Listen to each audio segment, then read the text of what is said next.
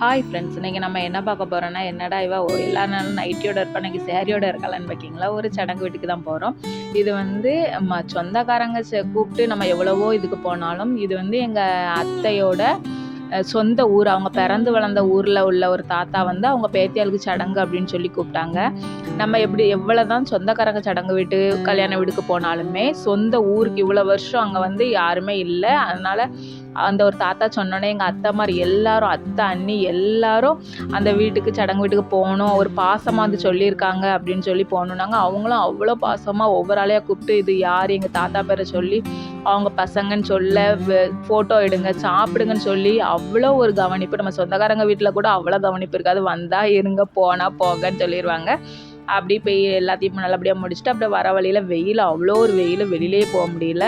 எவ்வளோ வெயில் அடித்தாலும் எங்கள் அத்தைமாருங்களுக்கெல்லாம் டீ காஃபி தான். நானும் என் மருமகனும் ஒரு ஜூஸ் வாங்கி குடித்தோம். அவங்க எல்லாருமே டீ தான் குடித்தாங்க. யாருக்கெல்லாம் இந்த வெயிலையும் டீ பிடிக்கும் அப்படிங்கிறத சொல்லுங்கள். பாய்.